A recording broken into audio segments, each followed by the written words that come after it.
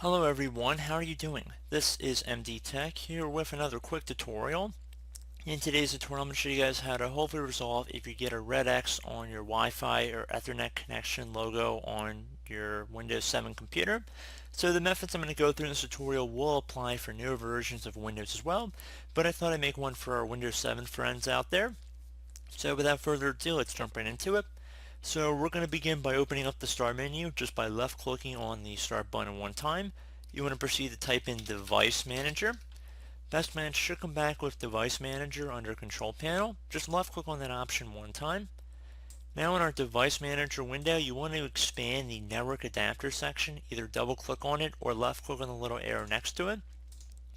Now for the network adapter that's listed in the drop down, you want to right click on that, and if it's currently says enable here, you want to left click on enable. If it instead says disable, do not click on that. You just want to click on it if it says enable. So basically this will enable or disable depending on what the current setting is. And you can see now down in the bottom corner in our tray, we don't have that red X on it anymore. Now that's not necessarily guaranteed to fix any of your network issues. It's more or less just to get rid of the red X for most of you guys. Now if that did not resolve the issue, I'm going to go through a couple other things that should hopefully be able to fix it. So I would recommend restarting your computer first and foremost if that did not take an immediate effect.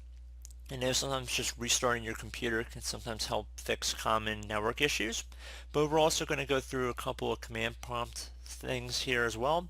So we're going to open up the Start menu again, type in CMD.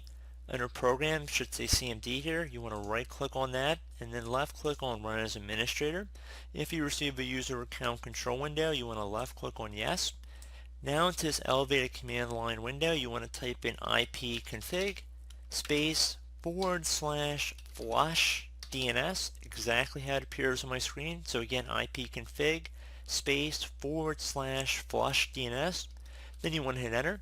Should say successfully flushed the DNS resolver cache. Now you want to type in netsh space, then type in winsock, so WINSOCK space reset.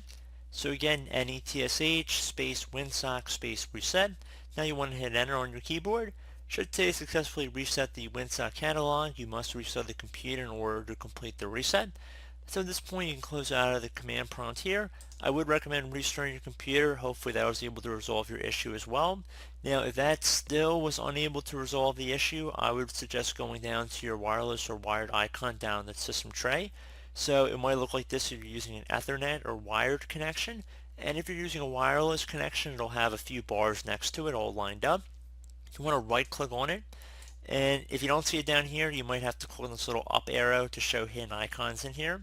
Same principle would apply. You want to right click on it and then left click on troubleshoot problems. So I'm trying to usually save this method for last because we all know how these built-in network diagnosing utilities are, but I just wanted to go through it as well. It's definitely an option. It's going to ask what kind of network problems you're having. If you're having problems accessing a specific website, just type it in. Let's say we are trying to get to Google, so I can just type in HTTP and then we're going to do google.com. So wasn't able to identify the prompt. Doesn't mean it might not in your case, but again, that's another option. You could also try a system restore as well if you had any system restore points. I know it sounds kind of abstract, but it is worth a shot as well.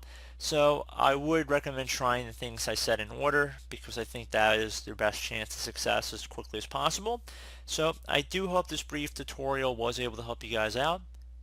And I would also stress to restart your computer in between all the steps just so you make sure that you're not going further than you necessarily need to go. So again, thank you guys for watching, and I do look forward to catching you all in the next tutorial. Goodbye.